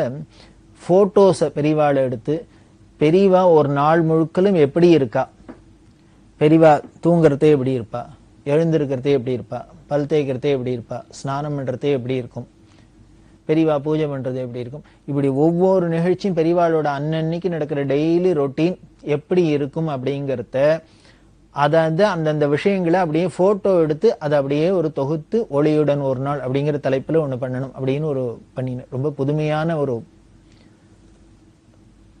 பிரயத்தனம், ரொம்ப ரொம்ப அழகா இருக்கும். அதுல பார்த்தீங்கன்னா பல போட்டோ இருக்கு. பெரியவா காலங்கார்த்தால ஏந்திருக்கிறதுல ஏந்து ஆரம்பிச்சு அவ பண்ற ஒவ்வொரு அலுவலையும் ஒவ்வொரு விஷயத்தையும் போட்டோவா எடுத்து எடுத்து எடுத்து எடுத்து இவர் போட்டோகிராஃபரோட போய் வெகுநாள்ல இருந்து போட்டோகிராஃபரோட போய் அங்க எல்லாம் பண்ணிட்டு இருக்கா. ஒரு நாளைக்கு இருந்து இது மாதிரிலாம் எடுத்துட்டு இருக்கா. அது ஒரே நாள்ல இருந்து எடுக்க முடியாது. அன்னன்னைக்கு எந்தெந்த நிகழ்ச்சி இருக்கோ அதை பார்த்து பார்த்து எடுத்துன்னு பல நாட்கள் எடுத்து அதை அப்புறம் தொகுத்து ஒரு நாள் எனக்கு நிகழ்ச்சியா காமிச்சாத எல்லாத்துக்கும் எடுத்துட்டா. பெரியவாளுக்கு தெரியும், சொல்லிட்டு தான் எடுக்கிறா. அதுல பெரியவா ஸ்நானம் பண்றது எடுக்கணும். பெரியவா ஸ்நானம் பண்றதே தண்ணி இழுத்து கொட்டின்னு ஸ்நானம் பண்றது, எங்கேயானும் குளம் இருந்ததுன்னா அதுல அமுங்கி ஸ்நானம் பண்றது, நதிகள் இருந்தா ஸ்நானம் பண்றது. அப்படி இல்லாம் பெரியவா சம்ஸ்கிருத காலேஜில் இருக்கிறது பின்னால பெரியவா ஸ்நானம் பண்ணுங்கிறதுக்காக ஒரு குளமே வெட்டியிருந்தா. இப்பதான் அது தொத்து ஏதோ வேற கட்டடமா வந்துடுத்து. சமீப காலத்துல கூட அது குளமாவே இருந்தது, சின்ன குளமா இருக்கும். சந்திரசேகர தீர்த்தம் அப்படின்னு அதுக்கு பேர் வச்சிருந்தா. அதுல போய் ஸ்நானம்லாம் பண்ணுவா தனம் பெரிய. அதை எடுத்தர் ஒரு நாளைக்கு பெரியவா காலங்காலத்துல விடியாரத்துல இருந்து ஸ்நானத்துக்கு போறா. போட்டோ எடுத்தாச்சு. எடுத்தா பெரியவா கேட்டா சாயந்தரம் பரணிதன்ட்டு பேசிட்டு, ஆமா காலத்தால நான் குளிக்கிறதே போட்டோ எடுத்தியே, நன்னா வந்திருக்கோ, வாஷ் பண்ணி பார்த்தியோ அப்படின்னா. பெரியவா மகா சர்வஜன் அப்படிங்கிறத பல நிகழ்ச்சிகள் மூலமா நம்ம தெரிஞ்சுக்கலாம். அவளுக்கு தெரியாத விஷயமே கிடையாது. இந்த போட்டோகிராஃபியில ரொம்ப இன்ட்ரெஸ்ட் உண்டு, ரொம்ப அசாத்திய நாலேஜும் உண்டு. இதெல்லாம் பரணிதனுக்கு தெரியும். அதனால பர்பஸா பெரியவா பர்டிகுலரா கார்த்தால நான் குளிக்கிறதே போட்டோ எடுத்தியே, அதை வாஷ் பண்ணி பார்த்தியோ, சரியா வந்திருக்கோ, நன்னா இருக்கோ அப்படின்னு கேட்டோடனே இவருக்கு ஒரு சந்தேகம் வந்துருத்து. சரி இதுல ஏதோ கோளாறு இருக்கு போல இருக்கு, விழுந்திருக்கா. பல பேருக்கு அது மாதிரி அனுபவம் ஏற்பட்டிருக்கு. பல பெரிய பிரபலமான புகைப்பட கலைஞர்களுக்கு எல்லாமே கூட பெரியவா சம்மதிக்காத போட்டோ எடுத்தாலும் ஒன்னும் விழுந்ததில்லை, வெறும் பிளாங்கா இருக்கும். இன்னொரு போட்டோகிராஃபர் சொல்ற, உலகத்திலேயே ஒசந்த கேமரா வாங்கிட்டு போய் பெரியவாள் எடுத்தேன், எடுக்கிறதே எடுக்கப்படாதுன்னா மீறி எடுத்தேன். ஆனா ஆச்சரியமா இருக்கு, அந்த கேமரால அப்படி எடுத்து ஃபெயிலூரே ஆக முடியாது, ஒண்ணுமே விழல. எப்படின்னு தெரியல. எடுத்தவரும் பெரிய புகைப்பட கலைஞர், கேமராவோ பெரிய இருக்கிறதுலே விலை உயர்ந்த கேமரா. அப்பவும் அது சம்மதம் இல்லைன்னா உள்ள விழாது. பெரியவாளை இத்தனை விதமான போட்டோலாம் நம்ம பார்த்து அனுபவிக்கிறோம் அப்படின்னா இது எல்லாமே என்ன தெரியுதுன்னு ஒவ்வொன்றுத்துக்குள்ளேயும் பெரியவா அனுகிரகம் அது மூலியமா நமக்கு வெளிப்பட்டிருக்கு, உலகத்துக்கு கிடைக்கிறது அப்படின்னு தான் தெரியுது. இப்படி விஷயம் எல்லாம் பெரியவாளுக்கு இப்படி தெரிஞ்சதுனால பரணிதனுக்கு சந்தேகம் வந்துருத்து. ஓ இந்த போட்டோல என்னமோ இது இருக்கு போல இருக்கு, சரியா விழல, பெரியவா என்னமோ அதுல விளையாடி இருக்கா அப்படின்ட்டு என்ன பண்ணாரு, அந்த போட்டோகிராஃபர்கிட்ட சொன்ன. உடனே அதை நாளைக்கு கார்த்தால அதை வாஷ் பண்ணி பார்க்கணுட்டு.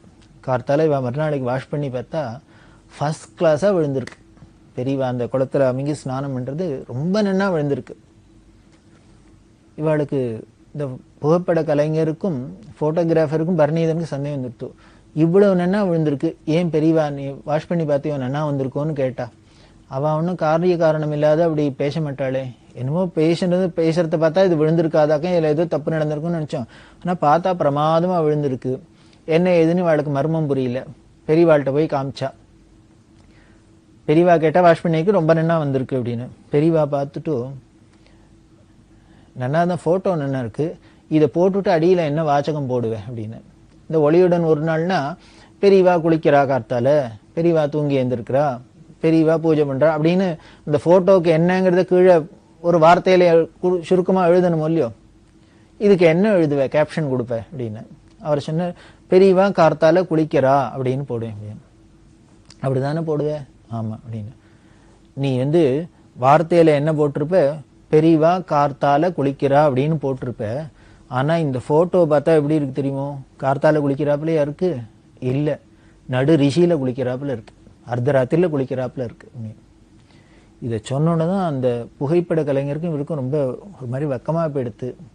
பெரியவா இப்படி பாயிண்ட் அவுட் பண்ணுறது. பெரியவா கேட்குறா, கார்த்தால குளிக்கிறாருன்னா அதாவது நேச்சுரல் லைட்ல நீ எடுத்திருக்கணும், ஃபிளாஷ் போடாத எடுத்திருக்கணும்.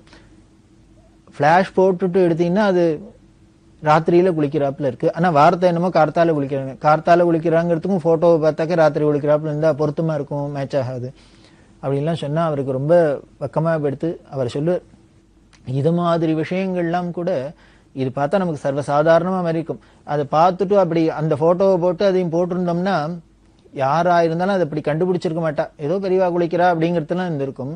பெரியவாளோட அந்த கவனம் எப்படி இருக்கு பாருங்கோ, அந்த பர்ஃபெக்ஷன் பார்த்தா ஆச்சரியமா இருக்கு. கார்த்தால குளிக்கிறான்னா அந்த சன்லைட்ல குளிக்கிறாப்புல இருக்கணும், ராத்திரி குளிக்கிறான்னா அந்த பிளாஷ் லைட்ல பிச் டார்க்ல குளிக்கிறாப்புல. அந்த சொல்ற வார்த்தைக்கு ஏத்தாப்புல விஷயமும் இருக்கணும் தான். அதான் சொல்லும் செயலும் ஒண்ணு அப்படிங்கிறாளோ இல்லையோ, அதுதான் ஞானிகள். அதுக்காக தான் நமக்கு வாழ்ந்து காமிக்கிறார். அவர்கிட்ட சொன்னா, அப்புறம் சொல்லிட்டு, அதனால இதை போட்டின்னா அந்த வார்த்தைக்கு இது போட்டா நன்னா இருக்காது, நீ ஒண்ணு பண்ணு, நான் வெடிகாரத்தால குளிக்க போறதுனால இருட்டா இருந்தது, நீ பிளாஷை போட்டு எடுத்துட்ட, போட்டோ அப்படி வந்து எடுத்து போனா போறது, நாளைக்கு சூரிய வெளிச்சம் வந்தப்புறம் நான் போய் குளிக்கிறேன், அப்போ பிளாஷ் போடாத எடுத்துக்கோ, அப்பதான் நேச்சுரலா இருக்கும், அந்த போட்டோ எடுத்து கார்த்தால பெரியவா குளிக்கிறான்னு போடும் அப்படி சொல்லி சொல்லி அவ ஆச்சரியப்பட்டாவா. இப்படி ஒரு அபூர்வ மூர்த்தி, அப்படி ஒரு அபூர்வ மூர்த்தின்னு எதுக்கு சொல்றேன், யாருக்கோ ஒளி இனிமேல் நமக்கு பயமா இருக்குன்னா நமக்கு ஒளிகாட்ட வர்றார் அப்படின்னா நமக்கிட்ட இருக்கிற அஜ்ஞானத்தை போக்குறதுக்கும் ஒளியா இருக்கு. தமசமமா ஜோதிர்குமே அப்படின்னு வேதம் சொன்னபடி நமக்கு ஒளியாகவும் இருக்கிற பெரியவா இன்னும் என்னென்னலாம் நமக்கு அருள் ஒளிச்சத்தை காமிச்சு யாருக்கு அனுகிரகம் பண்ணிக்காங்கிறத தொடர்ந்து பார்ப்போம். பெரியவா சரணம். இந்நிகழ்ச்சியின் அடுத்த பகுதி நாளை மாலை இதே நேரத்தில் ஒளிபரப்பாகும். பெரியவா சரணம். பெரியவா சரணம். அடுத்த நிகழ்ச்சி திருவாசக இன்னிசை. வழங்குபவர் ஸ்ரீ சத்குருநாத தேசிகர் அவர்கள். பெரியவா சரணம். திருச்சிற்றம்பலம். பிரார்த்தனை 10. கலந்து நின் அடியாரோடு அன்று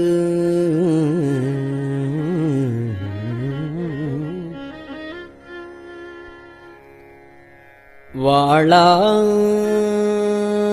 கழித்திருந்தேன்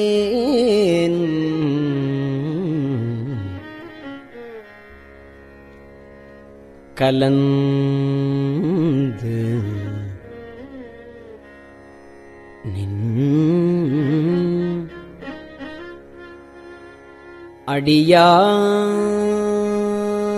அடியாரோடு அன்று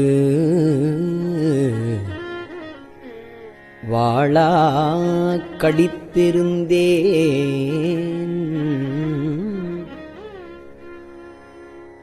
புலந்து போன காலங்கள்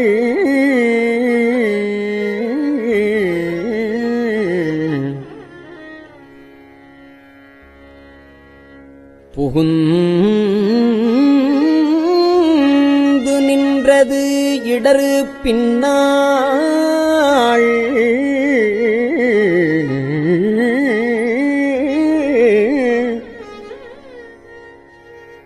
உலர்ந்து போனேன் உடையானே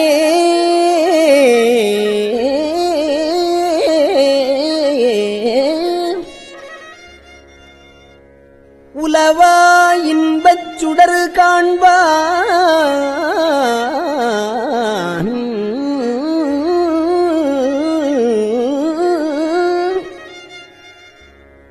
அலந்து போனேன் அருள் செய்யாய் ஆர்வம் கூற அலந்து போனேன் அருள் செய்யாய் ஆர்வம் கூற அடியேற்கே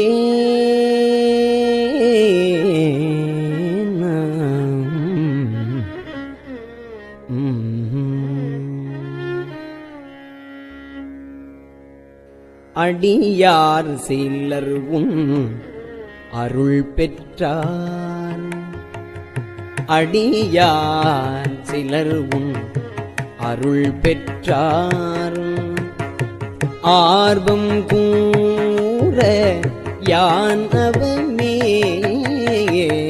அடியார் சிலர் உன் அருள் பெற்றார் ஆர்வம் கூற யான் அவமே உடையார் பிணத்தின் முடிவின்றி முனிவான் அடியேன் ஊக்கின்றேன் கடியேனுடைய கடுவினையை களைந்து உன் கருணை கடல் பொங்க உடையாய் அடியேன் உள்ளத்தே போவாதுருக அருளாயே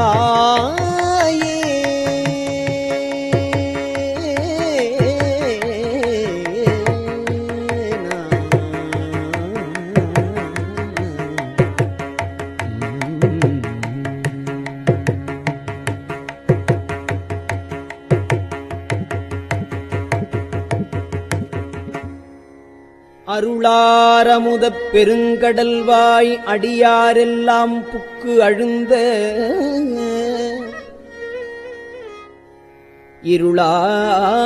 இருளார் ஆக்கைது பொறுத்தேயைத்தேன் கண்டாய் எம்மானே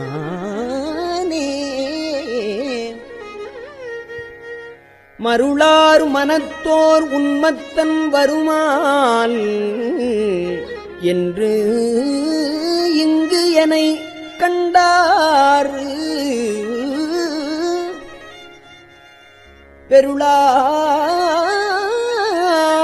வண்ணம் மெய்யன்பை உடையாய் பெறனான் வேண்டுமே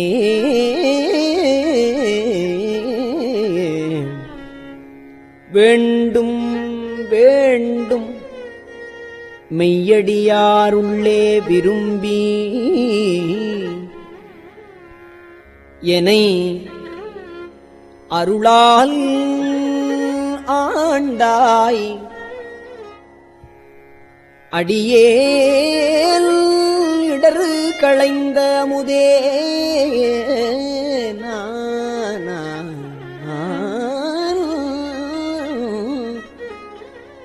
அருமாமணி முத்தே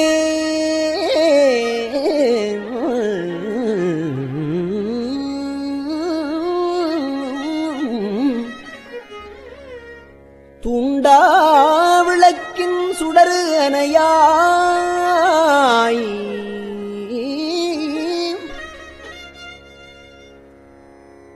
தொண்ட நேர்க்கும் உண்டாம் கொல் வேண்டாது ஒன்றும் வேண்டாது மிக்க அன்பே மேவுதலே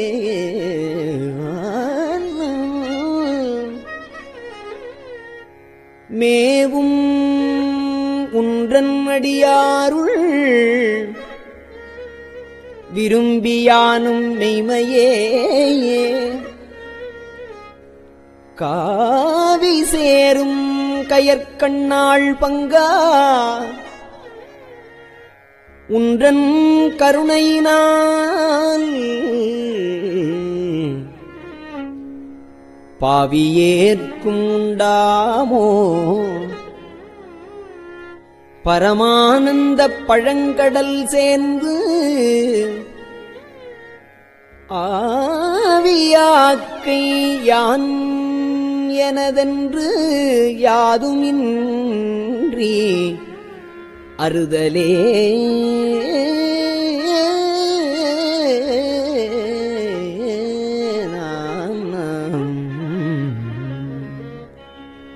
அறவே பெற்றார் நின்னன்பர்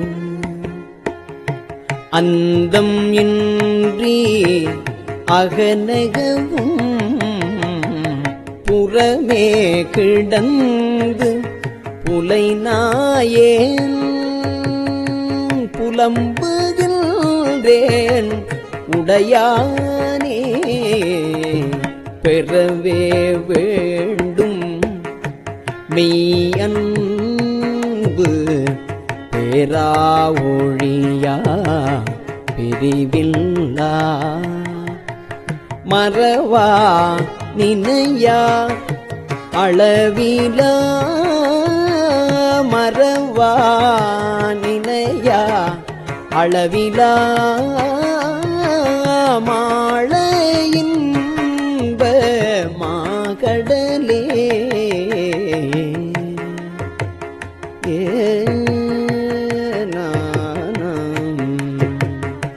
கடலே அனைய ஆனந்தம் கண்டார் எல்லாம் கவர்ந்து உண்ண இடரே பெருக்கி ஏசற்று இங்கு இருத்தல் அழகோ அடிநாயே உடையாய் நீயே அருளுதி என்று உணர்த்தாது ஒழிந்தே கழிந்தொழிந்தேன் சுடரார் அருளால் இருள் நீங்க ஜோதி இனித்தான் துணியாயே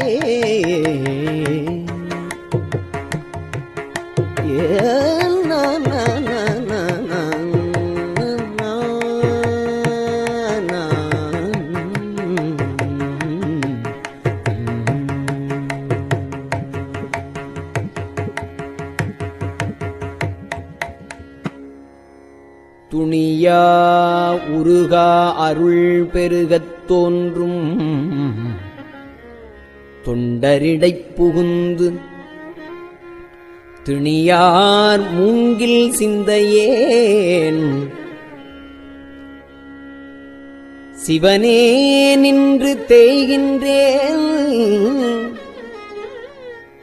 அணியாறு அடியார் உனக்கு உள்ள அன்பும் தாராய் அருளளிய தனியா தொல்லை வந்தருளி தளிரு பொற்பாதம் தாராயே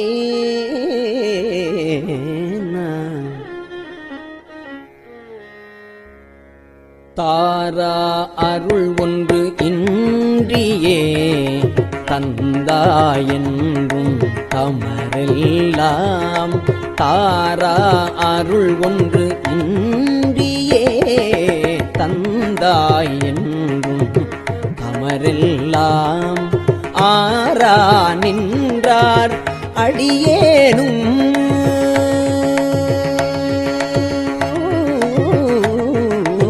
ஆரா நின்றார் அடியேனும் அயலார் போல அயர்வேனோ சீரார் அருளால் சிந்தனையை திருத்தி ஆண்ட சிவலோகா சீரார் அருளால் சிந்தனையே திருத்தி ஆண்ட சிவலோகா பேரானந்தம் பேராமை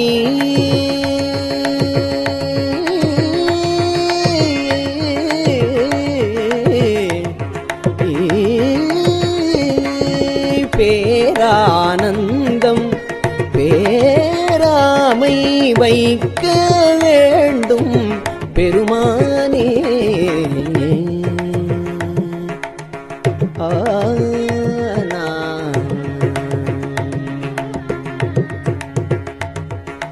மானோர் பங்கா வந்தீப்பார் மதுர கனியே மனம் நெகா நானோ தோளா சுரை ஒத்தால் நம்பியித்தால் வாழ்ந்தாயே ஊனே புகுந்த உனை உணர்ந்தே உருகி பெருகும் உள்ளத்தை கோனே அருளும் காலந்தா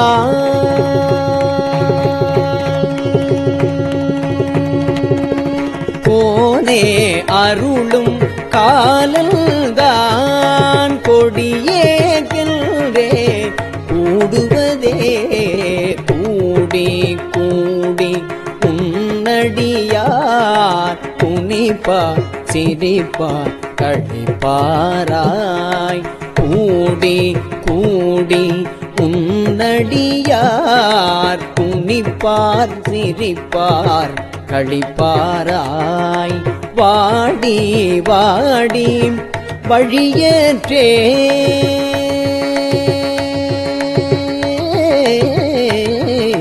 வாடி வாடி வழியேற்றே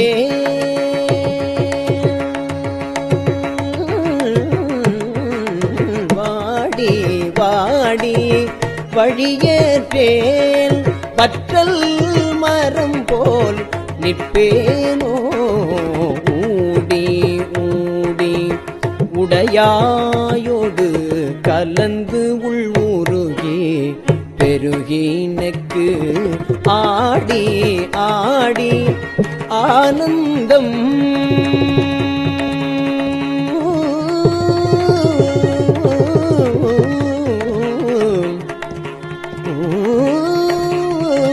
ஆடி ஆனந்தம் அதுவேயாக அருள் கலந்தே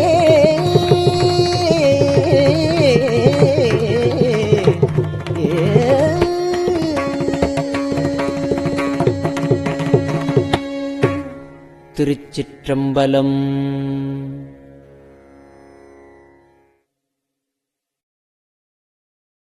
பெரியவா சரணம். இந்நிகழ்ச்சியின் அடுத்த பகுதி நாளை மாலை இதே நேரத்தில் ஒளிபரப்பாகும். பெரியவா சரணம். பெரியவா சரணம். பெரியவா வானொலியின் இன்றைய நிகழ்ச்சிகளின் நிறைவாக திருப்பொன்னூசல் வழங்குபவர் சத்குருநாத தேசிகர் அவர்கள். பெரியவா சரணம். திருச்சிற்றம்பலம். திருப்பொன்னூசல். கோலவரை குடுமி வந்து குவலயத்து சால அமுதுண்டு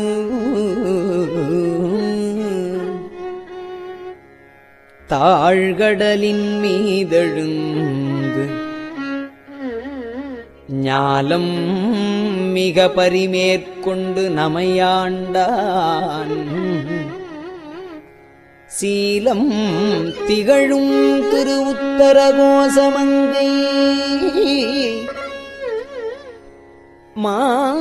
மாலுக்கு அரியானை வாயார நாம் பாடி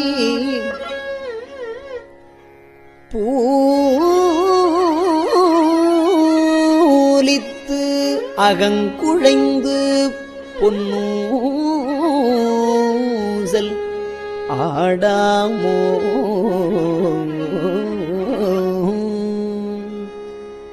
திருச்சிற்றம்பலம்.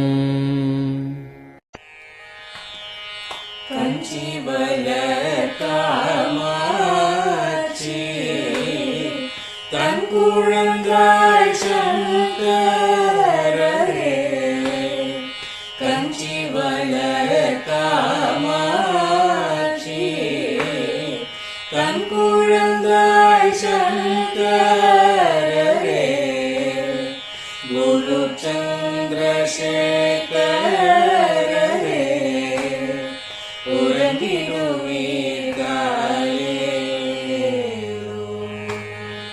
உறங்கிடுவீர்களே.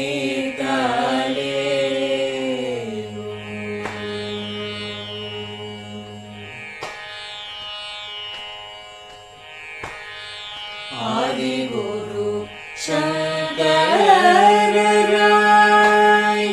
அன்றொரு நாள் வந்தவரே. 68 ஏகபதி காலேரு.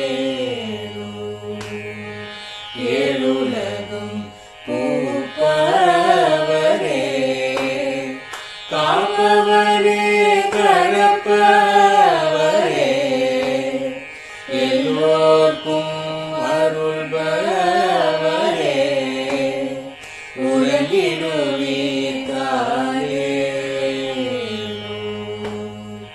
அயனுடனே மாலவனோ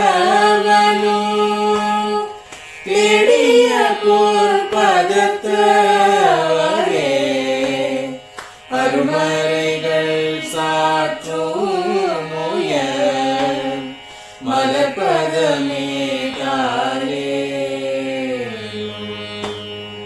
முக்தி நிலை எய்திடவே சக்தி தரும் சத்குருவே.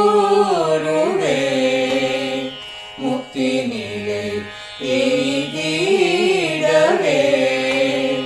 சக்தி தரும் சத்குருவே.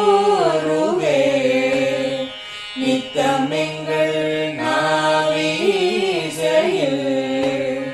நித்திரை கொள்தாயே. நித்தமெங்கள் நாவீசையில் நித்திரை கொள்தாயே. நித்தமெங்கள் நாவீசையில் நித்திரை கொள்தாயே.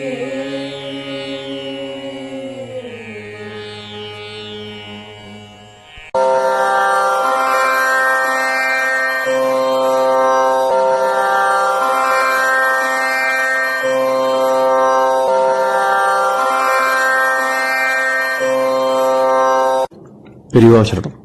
பெரியவா வானொலியின் மாலை நிகழ்ச்சிகள் இத்துடன் நிறைவடைகின்றன. எமது அடுத்த ஒளிபரப்பு நாளை காலை இந்திய நேரப்படி 6 மணிக்கு துவங்கும். பெரியவாசரணம்.